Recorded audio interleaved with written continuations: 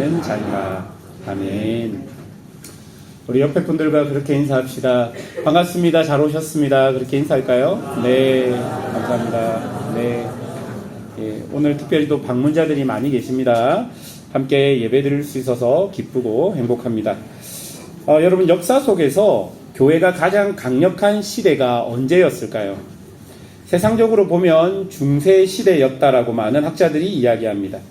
교회는 왕과 귀족도 좌지우지할 만큼 막강한 권력을 가졌던 시기입니다. 여러분 잘 아시다시피 카노사의 굴욕과 같이 한 나라의 왕도 교황 앞에서 무릎 꿇었던 그런 시대였습니다. 하지만 하나님이 보시기엔 그 시대가 가장 악한 시대였다라고 말씀하시죠. 왜일까요? 교회가 세상의 힘으로 강해졌기 때문입니다. 하나님의 방법이 아닌 세상의 방법으로 영향력을 얻으려 했기 때문에 교회의 본질을 잃고 말았던 것입니다.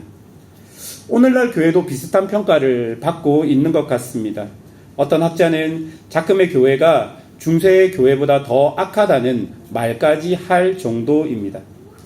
교회를 다니던 교회를 안 다니던 많은 사람들은 교회에 대한 걱정과 분노를 가지고 있습니다. 그 이유는 교회가 교회다움을 잃어버렸기 때문일 것입니다. 반대로 여러분, 모든 교회가 본받으려고 했던 교회가 있습니다. 바로 초대교회였고요. 종교개혁 시기의 교회였습니다. 이들은 하나님의 말씀을 그 중심에 두고 말씀을 바르게 해석하고 따르려는 노력을 했었습니다.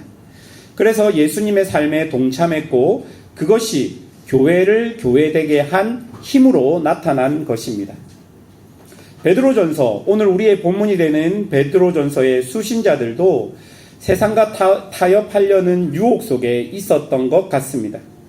그런 그들에게 예수님의 수제자였던 베드로는 하나님이 주신 구원의 영광을 상기시키면서 세상과 구별된 교회로 살아갈 것을 베드로전서 전체를 통해 권면하고 있는 것이죠.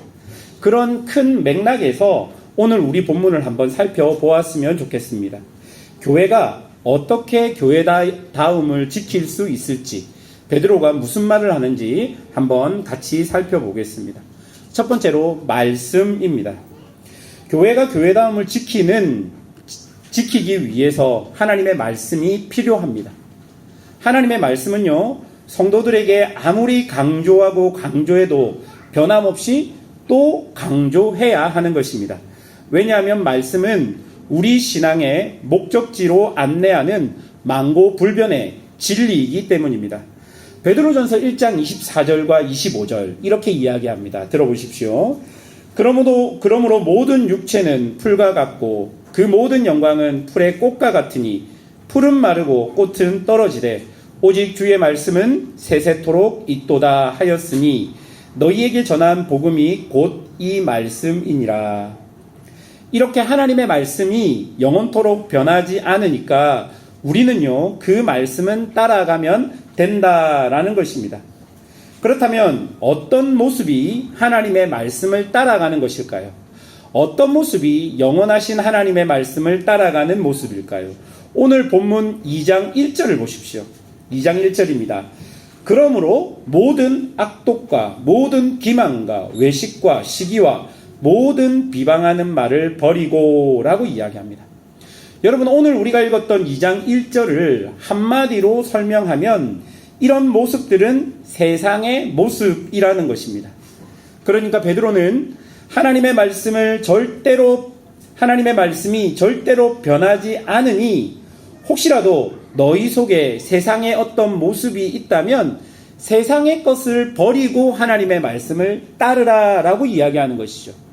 너희 안에 악독이 있고 외식이 있고 기만이 있고 시기가 있는데 그 모든 것은 너희를 변화시키려고 할 것이다. 어떻게 해요? 세상을 닮아가도록. 그런데 그렇게 변화되지 말고 그것들을 모두 버리고 하나님의 말씀을 따르라 라고 권면하는 것이죠. 그리고 2절을 보십시오. 갓난 아기들 같이 순전하고 신령한 젖을 사모하라 라고 말합니다.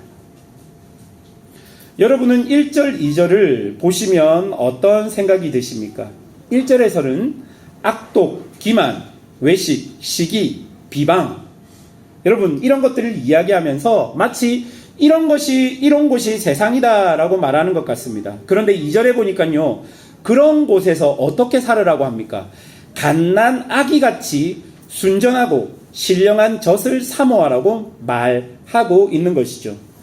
이렇게 1절과 2절을 조금 진지하게 읽으면 우리 마음에서 드는 생각이 무엇입니까? 저렇게 정글과 같은 세상에서 악독이 가득하고 기만과 외식과 시기와 비방이 가득한 저런 정글과 같은 세상 속에서 어떻게 살으라고요? 어린 아이같이 살으라고 이야기하는 것이죠. 여러분 그 말을 딱 들으면 곧바로 딱 드는 생각이 세상에서 잡아 먹히라는 것인가? 이런 모습으로 우리가 어떻게 세상을 살 수 있겠는가라는 질문이 우리 안에 생길 수 있다는 것입니다. 그런데도 예수님의 제자인 베드로가 왜 이런 이야기를 하고 있겠습니까?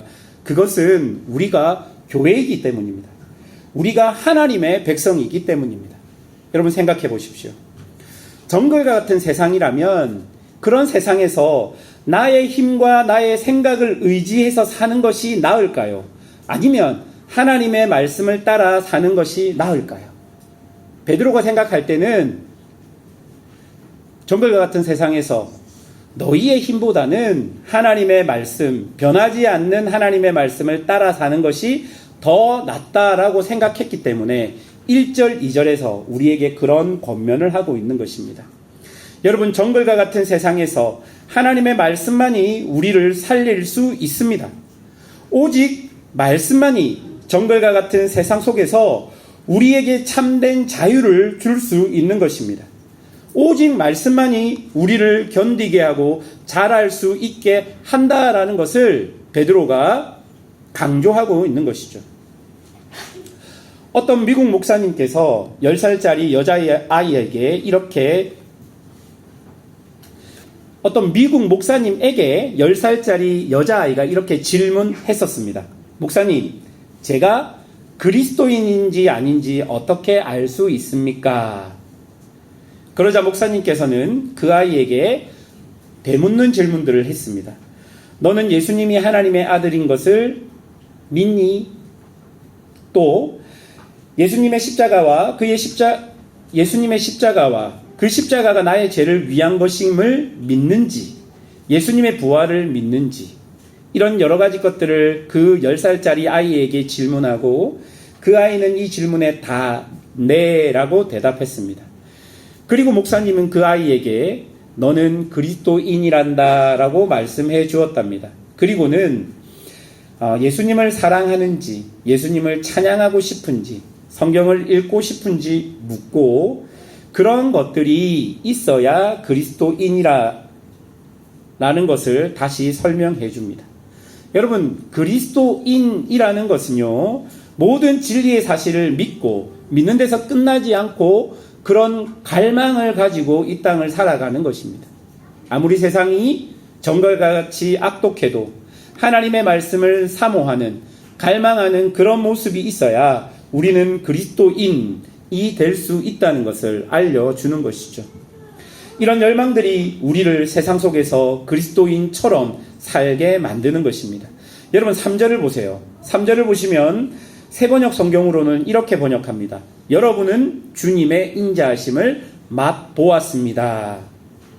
여러분, 우리가 고민했던 거잖아요. 1절과 2절을 보면서 내가 이 정글과 같은 세상에서 어린아이처럼 살면 잡아먹히지 않을까라고 고민했는데 베드로가 3절에서 뭐라고 이야기합니까? 아니라는 것이죠. 오히려 그렇게 사니까 어떻게 된다는 거예요? 주님의 인자하심을 맛보았다라고 이야기해주고 있는 것입니다. 여러분, 베드로가 그 시대 교회에게 하고 싶은 말이 여기에 있습니다. 목적지는 영광스러운 구원입니다. 그런데 지금 교회의 현실을 보면 거대한 세상 앞에서 아무것도 할 수 없는 갓난 아이 같은 모습을 가지고 있습니다. 그래서 우리 마음에 드는 생각은 내가 세상을 닮아가면 좋지 않을까? 세상이 저렇게 화려하고 거대한데 나도 세상을 닮으면 저렇게 되지 않을까? 라는 생각이 베드로전서를 처음 읽고 있는 교회들이 하고 있었던 생각이었던 것입니다. 그런데 그런 교회들에게 거대한 세상 속에서 세상이 아닌 하나님의 말씀으로 자라가고 그런 환경 가운데 하나님의 말씀을 신뢰하는 것, 바로 그것이 교회가 교회다움을 지키는 것이라고 베드로는 이야기하고 있는 것입니다. 두 번째로 우리가 교회의 교회다움을 지키는 것은 보배로운 산돌 대신 예수님께 나아가는 것입니다. 여러분 4절을 보십시오. 4절을 보니까 사람에게는 버림받았으나 하나님께는 택하심을 입은 보배로운 산돌이신 예수께 나아가라는 구절이 있습니다. 여러분 이 4절을요 원어로 보면 제일 먼저 등장하는 것이 주님께 나오십시오 라는 것이 제일 먼저 등장합니다. 정글과 같은 세상 속에서 교회가 말씀을 따라 자라가고 주의 인자하심을 계속 맛보다 보면 우리에게 다가오는 세상의 핍박이나 어려움이 있을 때가 분명히 있고 반드시 있습니다. 그럴 때 베드로가 뭐라고 권면합니까? 예수님께 나아가십시오 라고 권면하는 것입니다. 왜냐하면 예수님께서는 하나님께 택하심을 입은 산돌 되시기 때문입니다. 여러분 산돌 무슨 의미일까요? 산돌 산에 있는 돌? 아닙니다. 살아있는 돌입니다.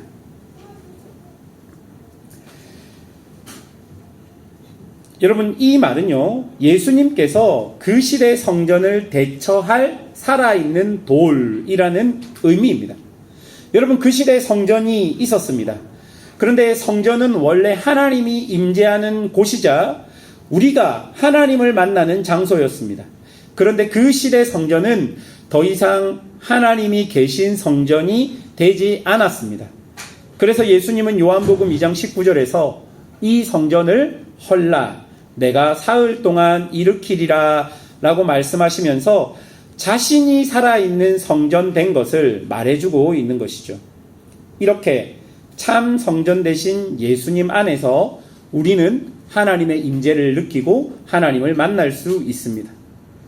예수님을 통해 하나님의 임재를 교회가 경험하면 교회와 성도 역시 5절에 나오는 것처럼 신령한 집으로 세워지고 거룩한 제사장이 되어가게 되는 것입니다. 이것이 하나님의 말씀을 지키며 핍박과 고난을 받지만 끝까지 예수님을 바라보고 예수님을 붙잡는 사람들에게 결국 하나님께서 원하시는 교회다움과 성도다움을 지킬 수 있는 은혜를 주시겠다라는 말씀일 것입니다.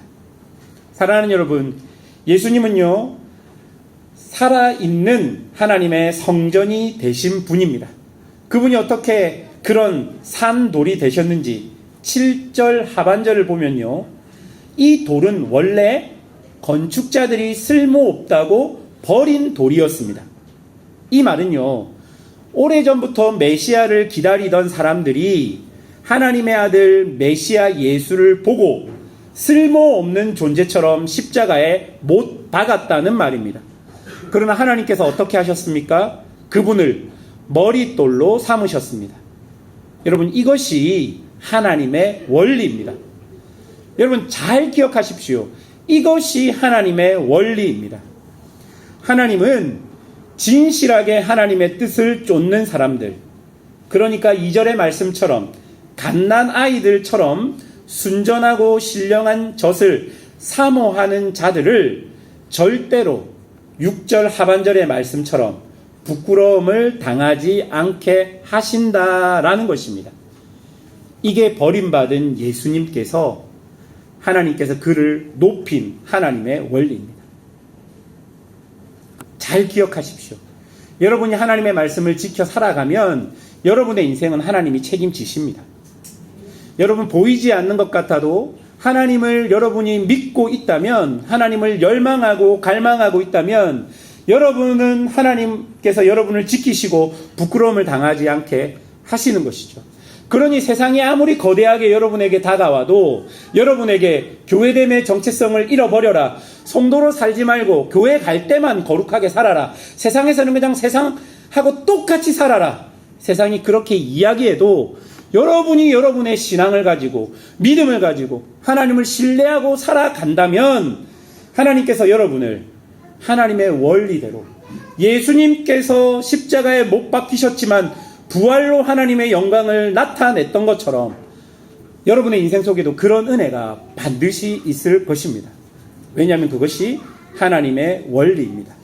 그러니 여러분 걱정 마시고 예수님 잘 믿으십시오. 걱정 마시고 하나님이 여러분에게 주는 말씀대로 살아가십시오. 그러면 하나님의 역사하심을 보게 될 것입니다. 세 번째로 우리가 살펴볼 것은, 우리는 지금까지 교회가 교회다움을 지키기 위해서 필요한 것이 하나님의 말씀인 것과 산돌이신 예수님께 나아가는 것임을 보았습니다. 그렇다면 여러분, 교회는 왜 이런 교회다움을 지켜야 할까요? 9절입니다. 함께 읽어보겠습니다. 9절 시작. 그러나 너희는 택하신 족속이요 왕같은 제사장들이요 거룩한 나라요 그의 소유가 된 백성이니 이는 너희를 어두운 데서 불러내어 그의 기이한 빛에 들어가게 하신 이의 아름다운 덕을 선포하려 하시니라. 여러분, 본문을 보면 교회와 성도를 뭐라고 지칭하냐면 택하신 족속이요 왕같은 제사장이요 거룩한 나라요 소유된 백성이라고 부릅니다. 이것은 교회와 성도의 사명이자 정체성입니다. 여러분들은요, 하나님께서 택하신 족속입니다. 여러분들은 왕같은 제사장들입니다. 여러분은 거룩한 나라입니다. 여러분은 하나님께 소유된 백성입니다. 믿으십니까? 잘 안 믿기죠? 잘 안 믿기잖아요. 그런데 이게 하나님의 말씀입니다. 여러분, 이 구절에서 주동사가 무엇이냐면요, 선포하게 하려 하심이라 라는 것이 주동사입니다. 여러분, 무엇을 선포하는 것이죠? 아름다운 덕이라고 본문은 이야기합니다. 여러분, 여기서 덕은 하나님의 탁월하심입니다. 그것은 어두움에서 우리를 빛 가운데로 부르신 하나님의 구원의 능력이자 하나님의 긍휼을 말하고 있습니다. 그러니까 여러분, 우리가 하나님의 부르심으로 택하신 족속으로, 또한 하나님의 대리자로 세상을 위한 책임을 다하는 왕같은 제사장으로, 또한 하나님이 주신 거룩한 전통과 간습을 지키는 거룩한 나라로, 또한 하나님의 일을 하고 하나님을 위해 말하는 그의 소유된 백성이 된 것은요, 세상 속에서 내가 있음으로 이곳에 하나님의 계신 것이 나타나기 위함이라는 것이에요. 그러니까 여러분이 살고 있는 삶의 자리에 있음으로 말미암아 거기에 하나님이 계신 것을 여러분의 인생을 통해 보여주기 위해 여러분이 그 자리에 있는 것입니다. 그게 9절 말씀이에요. 하나님이 여러분을 거룩한 나라로, 제사장으로, 소유된 백성으로, 택하신 족속으로 불러서 여러분을 그 자리에 두신 이유, 여러분의 삶에서 하나님이 나타나게끔 그곳에 두신 것입니다. 10절을 보십시오. 너희가 전에는 백성이 아니더니 이제는 하나님의 백성이요 전에는 긍휼을 얻지 못하더니 이제는 긍휼을 얻은 자니라. 여러분, 이 10절은요 9절의 주동사를 보충해 줍니다. 우리에게 주어진 아름다운 덕을 선포하게 하려고 하나님께서 어떻게 하십니까? 당신의 전적인 은혜로 그리고 긍휼로 우리를 부르셨다. 그렇게 이야기하고 있는 거예요. 그렇다면 우리에게 중요한 것이 무엇입니까? 여러분이 살아가고 있는 지금 이 시간, 그리고 여러분이 살아가고 있는 그 공간, 그것이 중요한 것입니다. 지금 내가 살아가고 있는 이곳에서, 특별히 우리 무속연합교회 성도님들은 이곳 무속에서, 그리고 많은 방문자분들은 여러분이 삶의 터전을 꾸리고 있는 그곳 현장에서, 그리고 그곳에서 살아가는 지금 이 시간, 그것이 여러분에게 가장 중요한 것입니다. 현재 자신의 삶에서 내가 교회로 성도로 살아가면서 나의 일상에서 하나님을 드러내는 것, 내가 매번 만나는 사람들을 통해서 나의 아내에게, 나의 남편에게, 나의 자녀들에게, 나의 친구들에게, 나의 직장을 만나는 사람들에게 하나님을 드러내는 것, 그것이 오늘 본문이 우리에게 이야기해 주는 아름다운 덕을 선포하게 하려는 그 하나님의 목적이 되는 것입니다. 어느 유명한 미술관에 촛불을 든 소녀라는 그림이 걸려 있습니다. 어두운 밤길을 걷는 한 소녀가 손에 작은 촛불을 들고 자신보다 훨씬 큰 사람들의 길을 비추는 장면이었습니다. 이 그림 앞에는 이런 설명이 붙어 있다고 합니다. 들어보십시오. 세상을 밝히는 것은 태양과 같은 위인이 아니라 자신의 자리를 지키는 촛불 같은 사람들입니다. 별로 유명하지 않은 그림이라서 잘 모를 수 있는데, 여러분, 세상을 밝히는 것은 태양 같은 위대한 위인들보다는 자기의 삶의 자리에서 자신의 시간을 통해서 그 아름다운 덕을 드러내는 예수 그리스도의 빛을 비춰내는 사람들이라고 이야기합니다. 사람들은 흔히 교회가 세상을 변화시킨다 하고 거창하고 위대한 일을 교회로서 성도로서 상상하고 합니다. 그러나 하나님은 우리가 거룩한 제사장으로 소유된 백성으로 오늘 내가 살아가는 그 삶의 자리에서 예수의 빛을 비추기를 원하십니다. 여러분이 있는 학교, 직장, 가정, 작은 촛불처럼 여러분이 살아가기를 원하시는 것입니다. 촛불은 크지 않지만 어둠 속에서 누구보다 분명하게 빛나는 것을 기억해야 할 것입니다. 말씀을 맺겠습니다.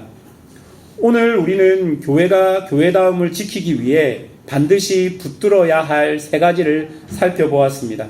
첫째는 하나님의 말씀이고, 둘째는 산돌 대신 예수 그리스도, 그리고 셋째는 하나님의 아름다운 덕을 선포하게 하는 정체성과 사명입니다. 중세교회처럼 세상의 힘을 의지할 때 교회는 더 이상 교회답지 않게 될 것입니다. 그러나 초대교회처럼 종교개혁 시대의 교회처럼 정글 같은 세상 속에서도 하나님의 말씀을 사모하고 예수님께 나아가며 하나님이 주신 은혜의 빛을 조용히 선포할 때 교회는 다시 교회되어 질 것입니다.